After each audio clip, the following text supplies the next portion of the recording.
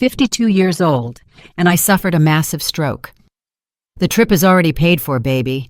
You just focus on getting better, my husband said, zipping up the luggage. They flew out, the whole family, leaving me behind. From my hospital bed, I immediately called my notary. When they returned, tanned and happy, a surprise was waiting. The morning light streamed through the sheer curtains of the spacious kitchen in their upscale Atlanta home. Zendaya Sterling, Zenny to her close friends, was preparing breakfast for her family. With precise, deliberate movements, she sliced cheese for the grits, occasionally glancing at the stock market summaries open on her tablet. A few strands of silver threaded her dark hair, pulled back into a neat professional bun. At 52, Zenny looked fit, disciplined, and energetic, traits honed over decades of working as a leading financial analyst. The sound of running water drifted in from the master bathroom. Her husband, Langston, was finally up. Zenny sighed, placing the third cup of coffee on the counter. Their daughter, Solange, was already seated at the polished granite island, absorbed in her phone. "Mom, can you spot me $1,500 until payday? My agency is lagging on my commission check, and I need to pay the membership fee for my SoulCycle class," Solange requested without looking up. Zenny nodded, habitually opening her banking app. Requests for money had become such a routine occurrence that they no longer warranted questions or discussion. "Transferred," Zenny replied tersely, sending the funds before returning to scramble the eggs. Langston appeared in the doorway, wearing a worn robe, his hair still wet, and the familiar bags under his eyes prominent. 28 years of marriage had transformed him from a promising history scholar into a tired community college professor, resigned to playing the second fiddle in the family. "Morning," he mumbled, moving to his seat. "Langston, don't forget I can't pick you up later," Zenny said, setting down plates. "I have a meeting with clients at 6. Langston sighed, but quickly deflated under her firm gaze. "Fine, I'll take Marta." Solange finally looked up from her phone. "Speaking of money, Mom, have you reconsidered helping me with the down payment on the new Escalade? Mine is practically falling apart." "Solange, we discussed this," Zenny replied calmly, a steel edge creeping into her voice. "I just paid for your 2-week trip to Cancun last month." "But Mom, you know I have to look the part at the agency," Solange pressed. "A reliable car is part of the image. How am I supposed to drive high-end clients in a beat-up SUV?" Zenny looked at her daughter silently. Solange was so much like her younger self, that same drive, but directed not at a career, but at a life of leisure. After graduating from the tourism program, she'd landed a job at a prestigious travel agency, but preferred to talk about her job rather than actually work. "I'll think about it," Zenny finally conceded, even though she knew she would eventually agree. She always did. The front door slammed, and Akira, her youngest son, burst into the kitchen. At 25, he was a perpetual student and a seeker of professional callings, having cycled through 3 jobs since getting his law degree. He was currently working as a paralegal at a small firm, dreaming of a real legal fight. "Hey, everybody!" he exclaimed brightly, kissing his mother on the cheek. "Mom, you're the best. Thanks for the transfer. I already pulled my documents from the old place. I'm starting at a new firm tomorrow." "Again, Akira?" Zenny asked tiredly. "We agreed you'd stick with one place for at least 6 months." "Mom, there were 0 growth opportunities there. This is real legal practice, and they're talking future partnership." Akira spoke quickly and passionately, as he always did when defending his impulsive decisions. Zenny shook her head and checked the time. "I have to run. I'll be late tonight, a management meeting." She quickly finished her coffee, gathered documents into her leather briefcase, adjusted her tailored suit, and headed for the door. "Langston, don't forget to run the dishwasher and pull the chicken out of the freezer. Solange, water the plants. Akira, take out the recycling." Routine morning commands met with routine nods. Zenny knew half of it wouldn't be done, and she would take care of it herself later. The entire day at the top financial consulting firm on Peachtree Street, where Zenny worked as a lead analyst, was consumed by meetings and conference calls. After lunch, the principal of her nephew's high school called about behavioral issues. Zenny promised to talk to her sister.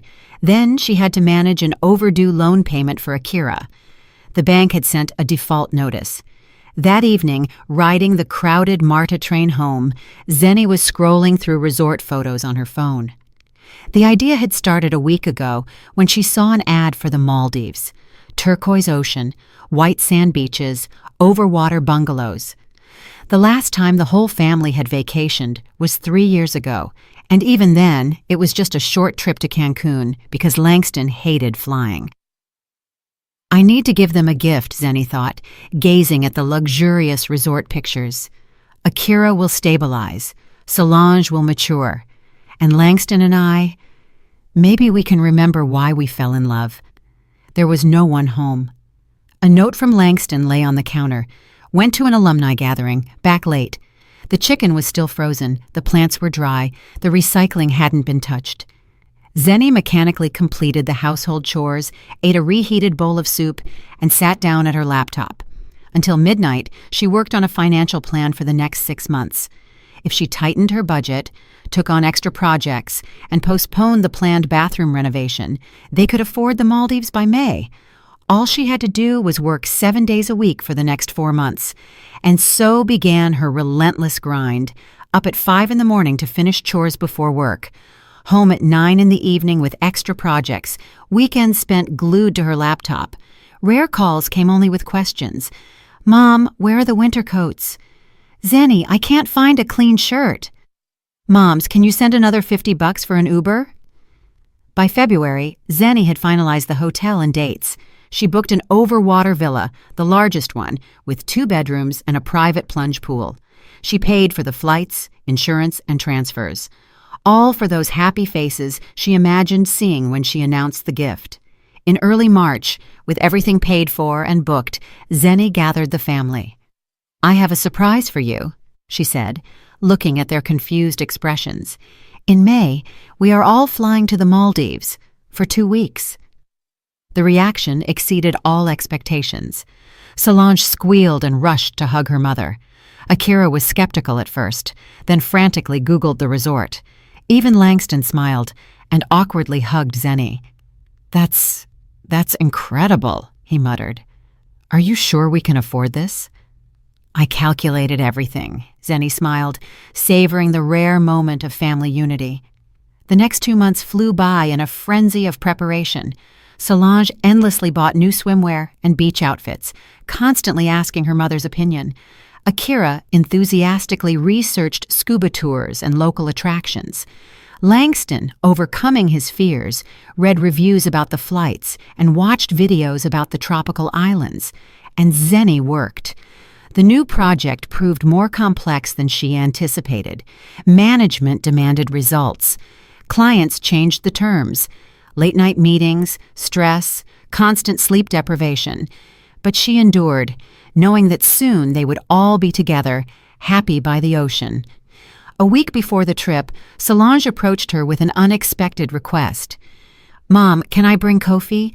You know, the guy I'm dating. He can buy his own ticket. He just needs a spot in our villa. Zenny struggled to control her irritation. Solange, this is a family vacation. Besides, the villa is only designed for 4 people. But Mom, we've been together for 6 months. He's practically family. Solange pouted, just as she did when demanding something as a child. No, Zenny said firmly. And that is final. Solange slammed the door. She remained demonstratively silent during dinner. Langston, as usual, tried not to interfere in conflicts between his wife and daughter. Akira was too busy choosing excursions to notice the family drama. 3 days before their flight, on a Wednesday, Zenny woke up feeling like her head was filled with lead. Nausea churned in her throat and her right arm tingled. Overworked, she thought. It'll pass. She struggled out of bed, trying not to wake Langston. In the bathroom, Zenny splashed cold water on her face and looked at her reflection. A pale face, circles under her eyes, new wrinkles that hadn't been there a month ago. It's fine. I'll relax in the Maldives, she thought, opening the medicine cabinet for a pain reliever. She only had to hold on for 3 more days, but fate had other plans. That May morning, Zenny was planning to make a celebratory breakfast. With only 3 days until their flight, she wanted to build anticipation for the vacation. Biscuits and gravy for Langston, pancakes for Solange, and bacon and eggs for Akira, a little bit of everyone's southern favorites. Zenny was meticulously chopping vegetables when she felt the knife slip from her suddenly numb fingers. A strange sensation spread across her entire right arm, then her leg. Zenny tried to lean on the countertop, but her body wouldn't obey. Everything swam before her eyes. "Langston!" she called out, barely a whisper, but her voice sounded distorted, alien. Zenny tried to take a step toward the door and collapsed onto the floor, overturning a stool. The crash woke Langston. "What the... Zenny?" He rushed into the kitchen in his unbuttoned pajamas and froze, seeing his wife on the floor.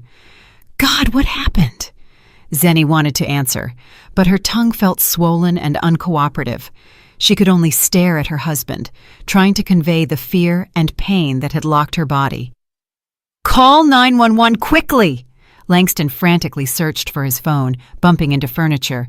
"Don't move. Everything will be fine." A noise came from Solange's room. "What is all that noise so early in the morning?" she asked sleepily, peeking out the door. "Your mom is sick!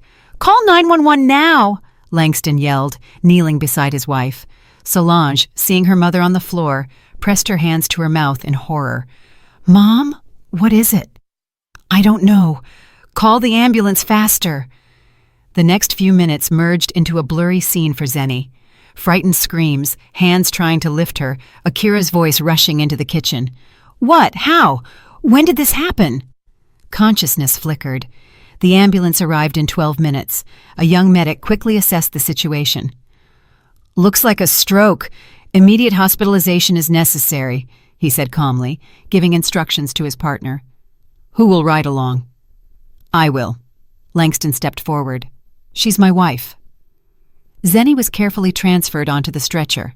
At the last moment, already in the doorway, she found the strength to weakly squeeze Solange's hand, as if trying to say, "Don't worry, I'll be fine." In the hospital emergency room, everything happened fast. The attending neurologist, a heavy-set woman with a short haircut, quickly examined Zenny. Clear signs of ischemic stroke, immediate CT scan, and transfer to the ICU.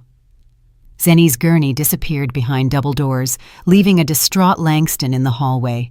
He sank into a plastic chair, covering his face with his hands. The phone in his pocket vibrated nonstop. Solange and Akira were demanding updates. The doctor came out 2 hours later. "Are you Zendaya Sterling's husband?" "Yes!" Langston jumped up. "How is she?" "Ischemic stroke in the middle cerebral artery territory. Her condition is critical but stable. We administered thrombolytics and performed initial procedures. She's in the ICU now. The next 24 hours are critical." "Will she live?" Langston's voice trembled. "The prognosis is cautiously positive. It's good she was brought in so quickly, but she faces a long and challenging recovery, right-sided paralysis and impaired speech." The doctor spoke, and Langston felt the ground disappearing beneath him. "You can visit her tomorrow if her condition stabilizes." Langston returned home that evening, exhausted from the hospital waiting and bureaucracy. Solange and Akira met him in the hallway. "Well, what did they say?" Solange was pale, her eyes red from crying. "A stroke?" Langston replied tiredly, taking off his coat.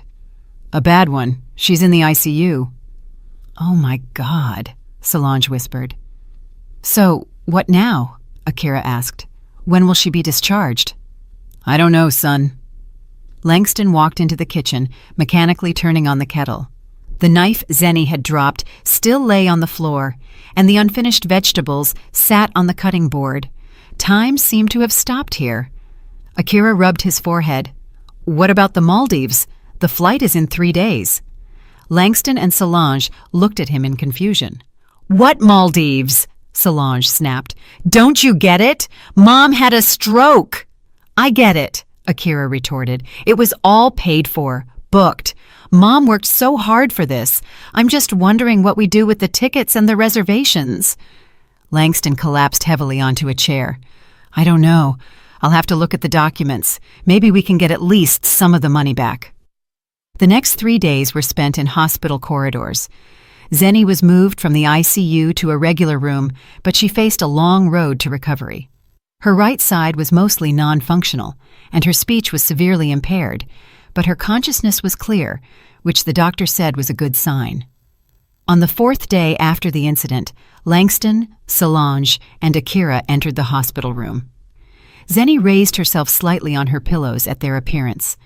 Pale, drawn, with a distant gaze, this woman seemed a shadow of the strong, energetic Zenny she once was. "Hello," she uttered softly, the single word requiring visible effort. "How are you feeling?" Langston sat on the edge of the bed, but instead of flowers or fruit, he held a leather folder of documents. Rehab will take at least 6 months. Zenny managed to answer slowly, her words slurred. An awkward silence hung in the air. Solange nervously fidgeted with the strap of her handbag, a birthday gift from her mother. "Mom, we were talking," Solange finally started, "about the Maldives trip." "Yes, it has to be postponed," Zenny replied with effort. "Actually." Langston cleared his throat, avoiding his wife's direct gaze. "Zendaya, we talked to the travel agent. Rescheduling or canceling would cost almost the full price, practically throwing the money away." Zenny felt a chill run down her spine. "What are you suggesting?" Every syllable was a struggle, but she had to understand what her husband was hinting at. "The tickets are already paid for, baby. You just focus on getting better." Langston attempted a smile, but it looked guilty. "The kids and I will fly out, just as planned. You need peace and treatment right now. And us. Well, it's just silly to lose all that money." Zenny stared at them, unable to believe her ears. She was paralyzed after a stroke, and they were preparing to fly off to the resort she had paid for with her own savings. "Who will stay with me?" was all she could ask. "We arranged everything with Miss Ruby, the neighbor. She'll stop by every day," Akira quickly supplied. "And you have nurses and doctors here. You're in good hands, Mom."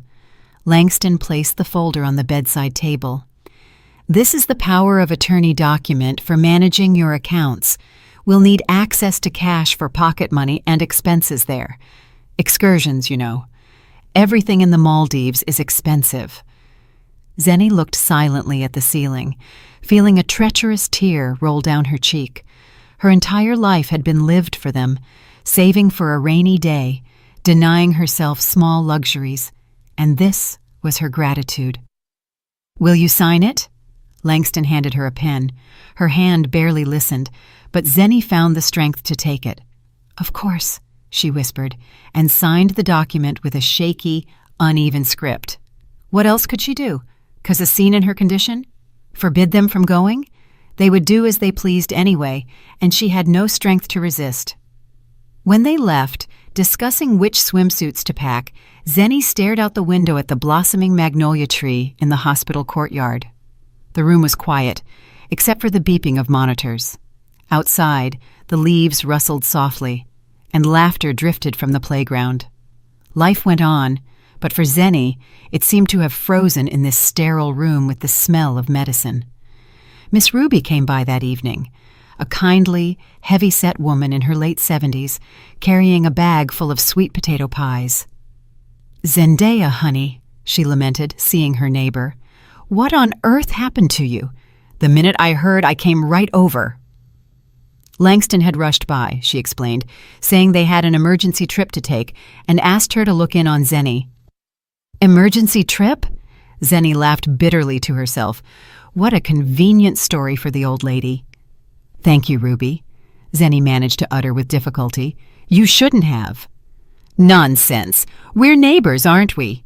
Miss Ruby waved her hand, settling onto a chair. "I brought you some homemade pie and a jar of sweet tea. That hospital food is something else." The elderly woman talked endlessly, sharing the latest neighborhood news, gossip about other neighbors, and stories about her many grandchildren. Zenny listened absently. The inner cold that settled after the conversation with her family wouldn't subside. The next day, Nurse Imani Jones, a woman Zenny's age with kind but weary eyes, entered the room. "How are we feeling today, Ms. Sterling?" she asked, checking the IV drip. Zenny wanted to answer fine, but unexpectedly burst into tears instead. Tears streamed down her cheeks, and she couldn't stop them. "What is it?" the nurse worried, sitting beside her. Stuttering and pausing, Zenny told her what had happened. The trip she had planned for the whole family, the betrayal of her husband and children flying to the Maldives while she lay immobilized, and the power of attorney. "I didn't even look at what I signed," she finished. Nurse Imani frowned, picked up the folder from the table, and studied the document carefully. Suddenly, she gasped. "Ms. Sterling, this is a general power of attorney over all your assets. Not just accounts, but real estate, stocks, and bonds. They can manage everything you own." Zenny felt the room spin. How could they? Had they only ever seen her as a wallet, a source of comfort, throughout their years of her dedicated care? The magnitude of the betrayal made it hard to breathe. "We need to address this immediately," Nurse Imani said decisively. "Do you have a reliable person, a lawyer or notary whom you trust?" Zenny thought for a moment, then remembered Senator Josiah Green, a corporate attorney she had worked with at the bank years ago. They had maintained a friendly, professional relationship, occasionally seeing each other at events. Gathering all her strength, she dictated the phone number to the nurse. "Thank you," Zenny whispered. "I don't know what I'd do without you." "You focus on getting well," Nurse Imani gently patted her hand. "We'll handle this." That evening, Miss Ruby came again, bringing biscuits and news. "Your folks left for their trip, Zendaya. Saw the taxi pull up to the condo, loaded the bags, happy as can be, smiling. Langston told me you gave them your blessing so the tickets wouldn't go to waste. You're such a good woman, thinking of your family even in this state." Zenny closed her eyes so the neighbor wouldn't see the pain reflected in them. "Gave them my blessing," a convenient phrasing. "Thank you for stopping by," was all she could say. Zenny couldn't sleep that night. Muted sounds of hospital life filtered in from the doorway. Nurses' steps, the beeping of monitors, distant voices. And somewhere up in the dark sky, a plane carried her family toward warm seas and white sands. "How could I have been so blind?" she thought, staring at the ceiling. So many years living with people and not seeing their true faces. So many years giving everything and getting nothing in return. For the first time in years, Zenny felt utterly alone.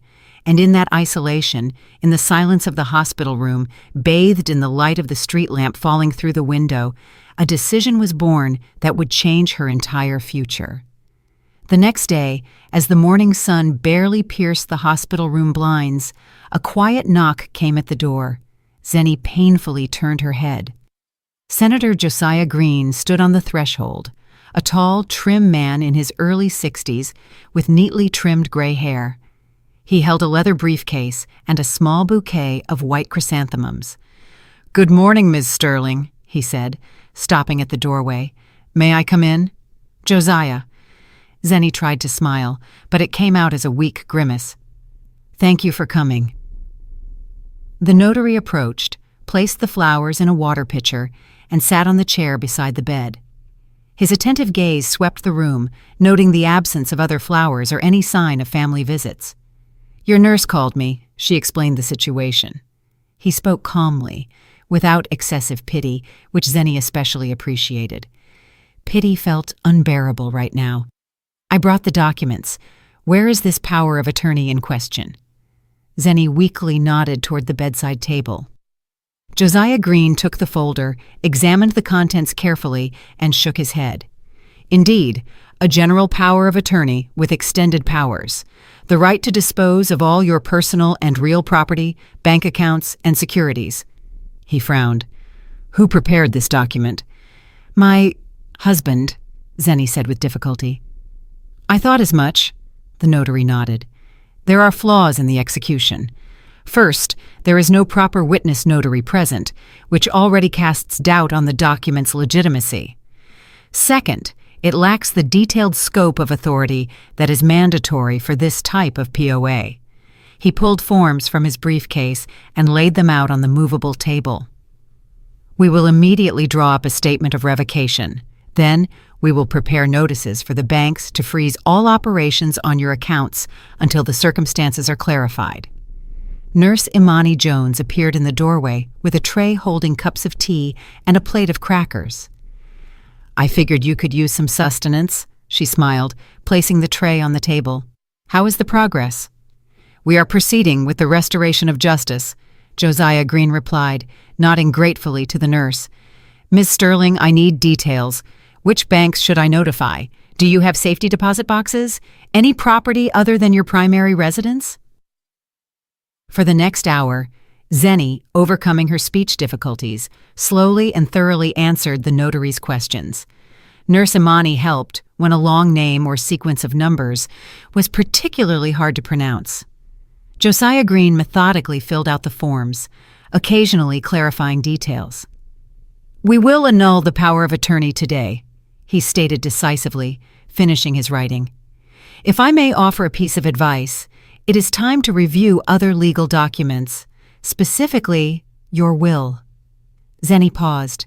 She had written her will years ago before Akira was born. Back then it was simple. Her husband and children received equal shares of the estate. The document hadn't been reviewed since. "Yes," she said firmly after a pause. "I want to change the will." Josiah Green looked at her intently. "Are you sure? This is a serious decision, especially in your condition." "Exactly, in my condition," Zenny countered, mastering her unruly tongue. "I see, more clearly than ever." The notary nodded.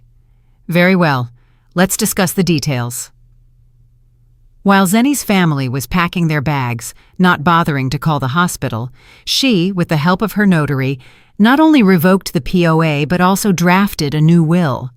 The majority of her estate was now allocated to a neuro-rehabilitation charity assisting stroke patients, as well as a generous bequest to Imani Jones, who in a few days had shown more care than her own family had in years. Zenny also arranged for the creation of an endowment to support young neurorehabilitation specialists. "Are you certain?" Josiah Green asked cautiously, finalizing the documents. "Absolutely," Zenny answered firmly, feeling a strange sense of relief. For the first time in years, she was making a decision based only on herself and her wishes. Nurse Imani, upon hearing about the will, shook her head resolutely. "Ms. Sterling, I can't accept this. We've just met." "You are the only person who has shown care," Zenny said slowly but clearly.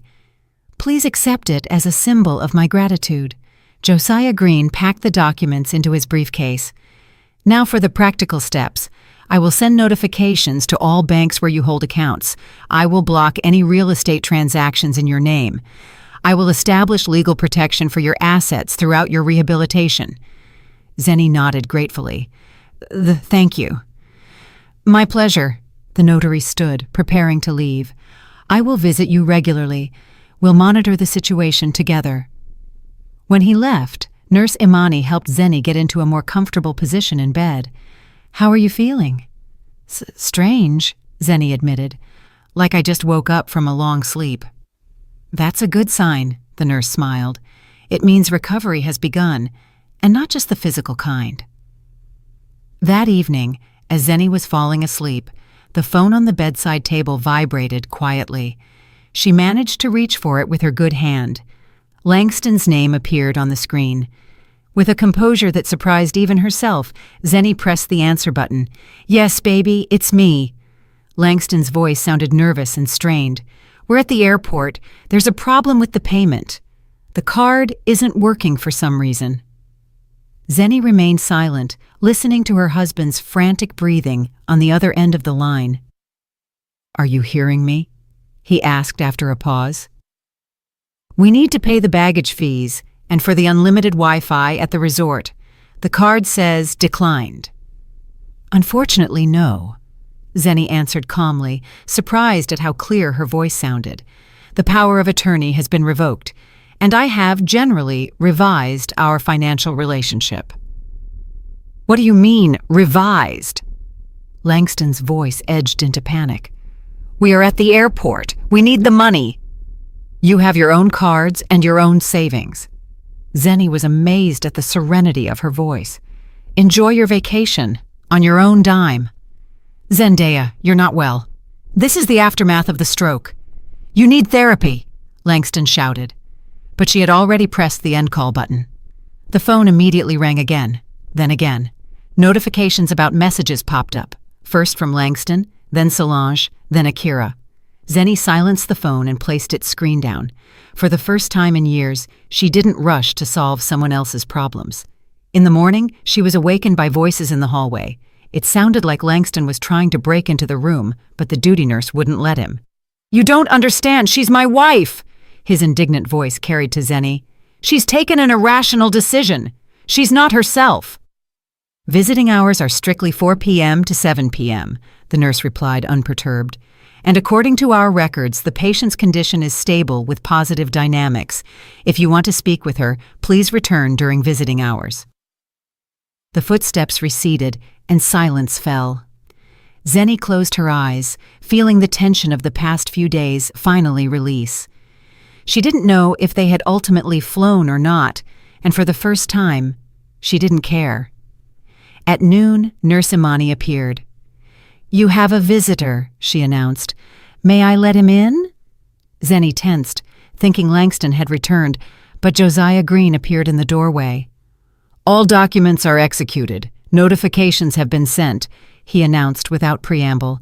"Your accounts are secured. Your property is safe. Now you can focus on your recovery." "Thank you," Zenny thanked him sincerely. "What about my family?" "According to my information, they did fly out," the notary replied. "Your husband had to use his own credit card to cover the additional expenses." Zenny nodded. Strangely, the news didn't cause pain, only relief. Now that the decision had been made, she could move forward. "I called a friend who is a rehabilitative specialist," Josiah Green continued. "He is ready to take on your recovery program. A very good doctor. He worked in Switzerland."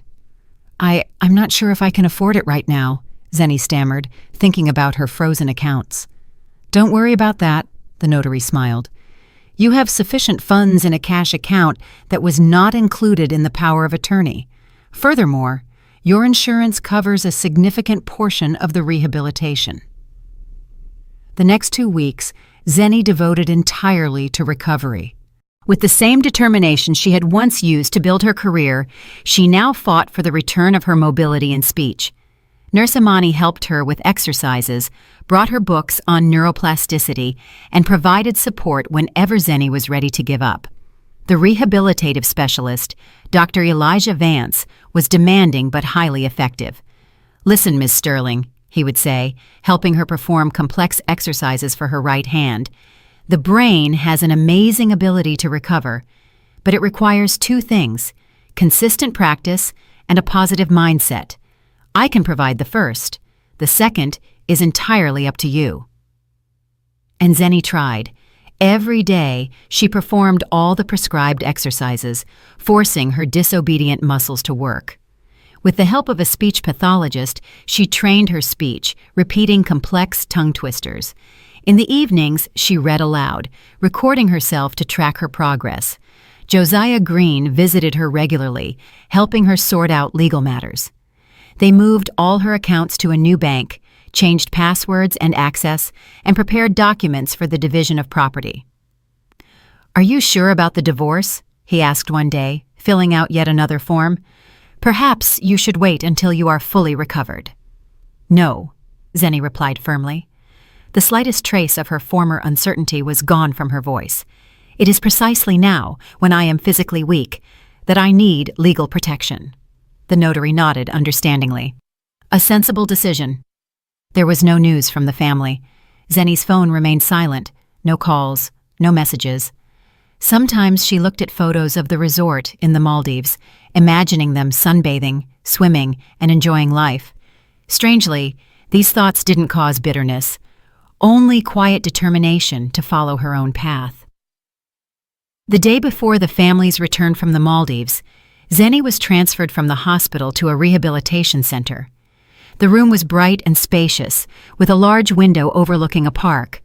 Josiah Green personally accompanied her during the transfer, ensuring all necessary paperwork was in order. "You'll be comfortable here," he said, helping her get settled. "And most importantly, you'll receive professional recovery treatment." Zenny looked at him with gratitude. "I don't know how to thank you for your help."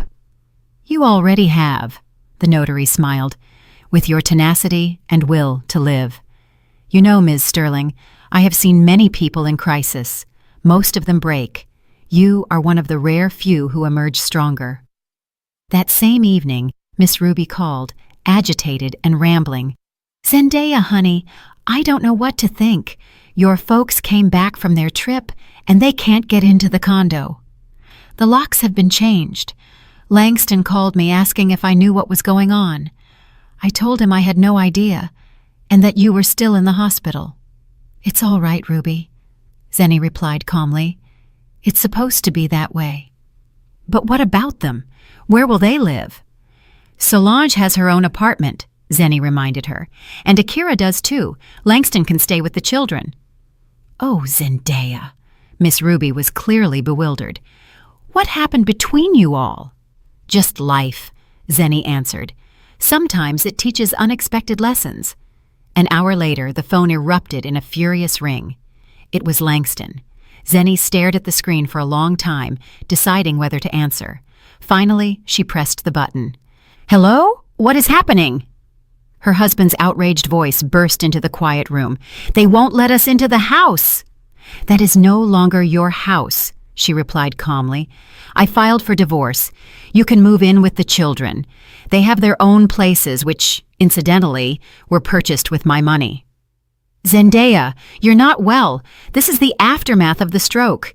You need therapy," Langston shouted. "On the contrary, I am finally myself," Zenny replied, feeling her voice grow confident again. "And yes, the stroke certainly clarified a lot. You cannot do this to us. We are your family." "Family?" Zenny laughed bitterly. "Family does not abandon a loved one in the hospital for a vacation. Family does not deceive with powers of attorney. Family supports you in distress rather than thinking of their own advantage." "Zendaya, listen, all the documents are with my lawyer," she interrupted. "He will contact you to discuss the divorce terms." Zenny pressed the end call button and turned off her phone. A calming silence settled in the room. Outside the window, the sunset began, painting the sky in shades of rose and gold. Zenny looked at this riot of color, feeling a strange serenity. For the first time in many years, she was completely in control of her life and her future. And although months of difficult rehabilitation and legal battles lay ahead, she knew she would prevail. She slept without sleeping pills that night. She did not dream of nightmares about illness and betrayal. She dreamed of the ocean, vast, calm, with soft waves rolling onto white sand. She stood on the shore, strong, healthy, free, watching the dawn paint the horizon in the gentle colors of the sunrise. A new day, a new life. And she was ready for this journey. 6 months later, the morning sun streaming through the light curtains woke Zenny before her alarm. She had been living in her new studio apartment for half a year, and every morning began the same way, with a feeling of freedom and peace. Zenny rose slowly from the bed. Her right leg was still a little stiff in the mornings, but it grew stronger every day. She set aside her cane, she preferred to go without it at home, training her balance, and walked to the window. Life was already bustling below. Young mothers with strollers hurried to the park. Older neighbors settled on benches with newspapers. Runners were out for their morning jogs. Zenny smiled at her reflection in the window glass. She had changed significantly over the past months, not just internally, but externally. She had traded her severe business haircut for a softer, more feminine style. She had abandoned dark suits for lighter, looser outfits. Even her posture was different, more relaxed, yet confident. The phone rang, interrupting her thoughts. Nurse Imani Jones's name lit up the screen. "Good morning," her friend greeted brightly. "Are you ready for the big day?" As ready as a person can be for the opening of her own center. Zenny replied, with slight anxiety. I'm a little nervous. That's normal, Imani reassured her. I'll pick you up at 10 o'clock. Everything is ready. Just the final touches left. After breakfast, Zenny carefully chose her outfit. Today was a special day, the opening of the New Life Support Center for Stroke Patients, co-founded by Zenny and Imani. What had started as a modest idea for a support group had in a few months blossomed into a full-fledged organization with an office, a staff of consultants, and ambitious plans. Zenny chose a light blue dress with a wide belt and comfortable but elegant low-heeled shoes. Looking at herself in the mirror, she couldn't help but notice how her face had changed. The wrinkles hadn't vanished, but her gaze was livelier, clearer. She possessed that internal glow that even the most expensive cosmetics couldn't imitate. The doorbell rang. Instead of the expected Imani, Akira stood on the doorstep, pale, drawn, and wearing a crumpled shirt. "Mom," he began uncertainly, "can I come in? I need to talk." Zenny silently stepped aside, letting her son into the apartment. They had seen each other only twice in the last 6 months. Both meetings had ended in arguments and mutual accusations. "What's wrong?" she asked when they were seated in the living area. Akira nervously clasped his hands. I have problems. I was let go from the firm. I haven't been able to find a job for 2 weeks." Zenny looked closely at her son, noting the shadows under his eyes, the messy stubble, and his trembling hands. "And what do you want from me?" she asked pointedly. "I need help, Mom." Akira lowered his gaze. "I only have enough money to cover rent this month. After that, I don't know what I'll do." In the past, Zenny would have immediately opened her wallet or transferred the necessary amount, but now she only shook her head. "Akira, you're a lawyer. You have a degree, you have experience, even if it's small. Why did you come for money again, instead of advice or support?" "What's the difference?" he answered with sudden anger. "You always helped, and now, because of some grudge, you've abandoned all of us." "Not because of a grudge," Zenny calmly countered, "because of the realization that I was only harming you with my excessive care." She looked at him with honest, unflinching love. "Look at yourself, Akira. You're 26, and you still haven't learned to stand on your own 2 feet." "That's cruel," he whispered. "It's the truth," Zenny said softly. "And you can be angry, you can be hurt, but deep down, you know I'm right."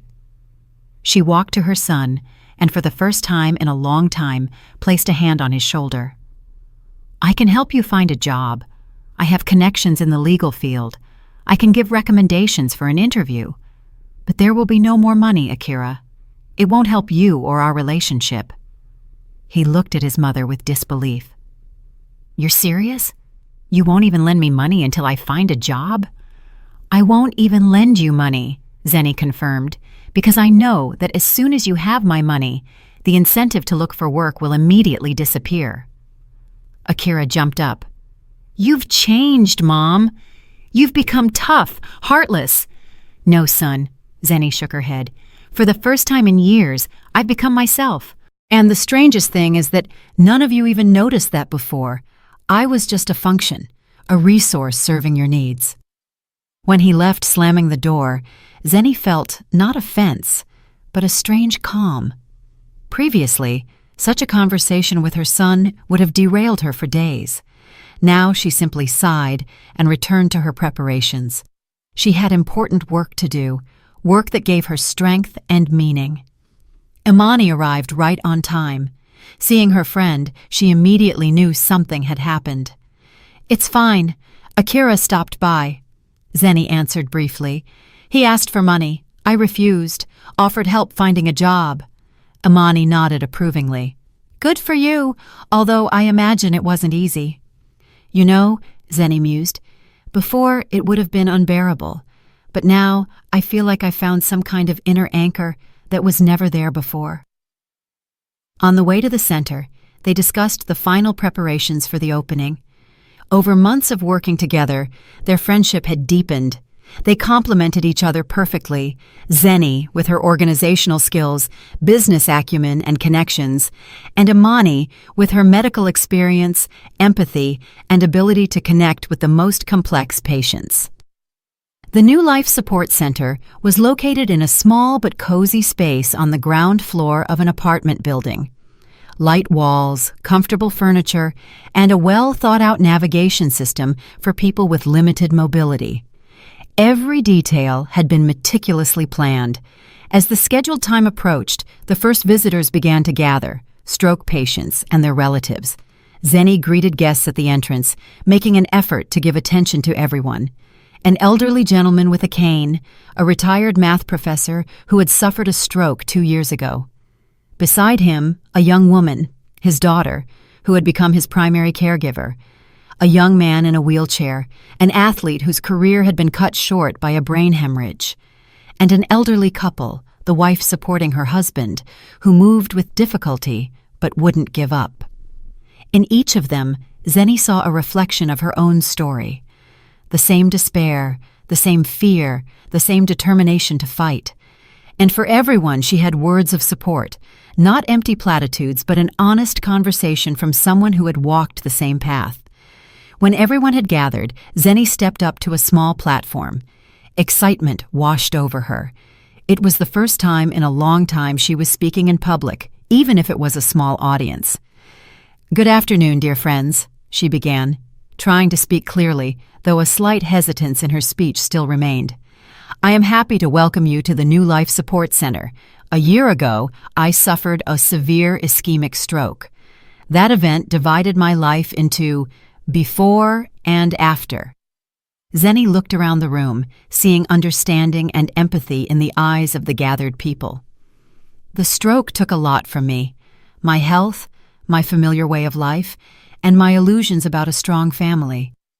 But it also gave me something priceless, a new perspective on life, true friends, and an understanding of what truly matters."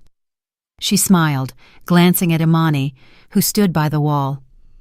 "Our center was created not just for physical rehabilitation, although that is vital. We are here to help you return to a full life with new priorities, a new understanding of yourself and the world around you, to support you in moments of despair and to share the joy of small victories." The applause that rippled through the room touched Zenny deeply. For the first time, she felt genuine acknowledgement, not for her money, not for her position, but for something she had truly done herself, investing her soul and experience.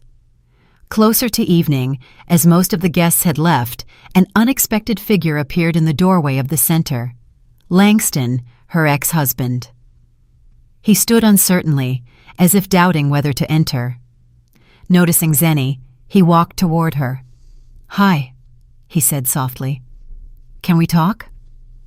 Zenny nodded, gesturing toward a small office away from the main hall. Once they were alone, Langston remained silent for a long time, looking at his ex-wife as if seeing her for the first time. "You look great," he finally said. "Completely different." "Thank you," Zenny replied simply. "You've changed too." It was true. Langston had lost weight, his features were sharper. There was more gray in his hair, but the main change was in his gaze. The familiar shadow of self-pity was gone. Some new focus had appeared. "I heard about your center," he said after a pause. "Akira told me you organized something for stroke patients." "Yes, we officially opened today," Zenny confirmed. "It's admirable." Langston spoke with visible effort, choosing his words carefully. "You always had a way of organizing something significant." Zenny waited silently, sensing that he hadn't come just to compliment her new endeavor. "I wanted to apologize," Langston finally managed. "For the Maldives, for how we acted. It was unforgivable." "Why now?" Zenny asked. "It's been almost a year." Langston sighed. "I guess I needed time to truly realize it, and to see that you were okay, that you handled it." "So if I hadn't handled it, you wouldn't have come?" she clarified with gentle irony. "No, not like that." Langston shook his head. It's just, when you filed for divorce, I was furious. I thought you were ungrateful, cruel. I told the kids it was a consequence of the illness, that you weren't yourself. But then, when I had to start paying my own bills, finding an apartment, dealing with problems, I began to realize how much you did for us and how little we appreciated it.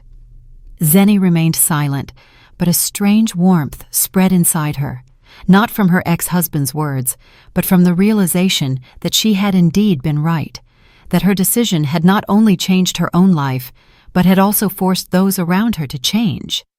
"And then I heard about your center," Langston continued, "about you helping other people who went through what you did, and I realized how much stronger you are than me, than all of us." Langston," Zenny said thoughtfully, "I don't hold any malice toward you.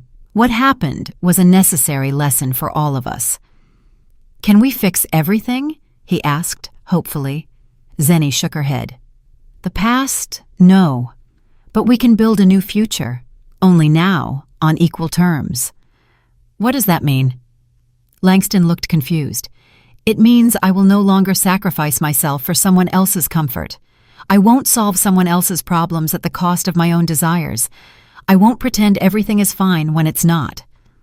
She smiled, looking out the window at the evening city. "If you are ready to accept me as I truly am, with my own priorities and boundaries, we can try to build a new relationship.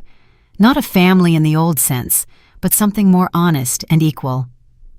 Langston was silent for a long time, then nodded.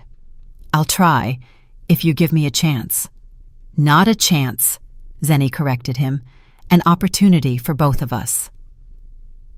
When Langston left, promising to call in a few days, Imani poked her head into the office. "Everything all right?" "More than," Zenny smiled.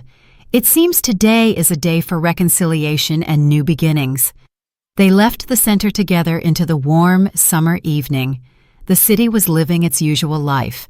People hurrying home, cars buzzing, lights blazing in the windows of apartment buildings. But for Zenny, everything looked different, brighter, more vibrant, more meaningful.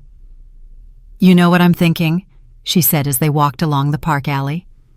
"That sometimes you have to lose what you have to find what you truly need." Imani nodded knowingly. "Like that old saying about closed and open doors." "Exactly," Zenny agreed. "When the door to my old life closed, I thought it was the end. It turned out to be just the beginning." That evening, sitting on the balcony of her new condo with a cup of tea, Zenny thought about the strange irony of fate. She had lost her health and her family in the conventional sense, but she had gained something far more valuable: self-respect, a new calling, and the understanding that life doesn't end at 52. Even after a stroke, it can be fulfilling, meaningful, and belong, first and foremost, to herself. Daily helping other stroke patients find the strength to recover, Zenny often said, "Sometimes you have to lose what you have to find what you truly need." And she smiled, watching the despair in her listeners' eyes slowly fade, replaced by the same fire of determination that had once saved her. Thus, a terrible illness and the betrayal of her closest loved ones became for Zendaya Sterling not an end, but the beginning of a new, more conscious and authentic life. A life that had room for pain and difficulty, but also for joy, discovery, and a true, deep love, most importantly, for herself. Did you like the story? And which city are you listening from? Let's meet in the comments. If you like the story, you can support me by sending a super thanks so I can keep bringing more stories like this. Thank you so much for your sweet support. I'm looking forward to your comments on the story. On the screen, you can see 2 new life stories that I highly recommend. There's so much more on my channel. Don't forget to subscribe. See you in the next life story. With love and respect.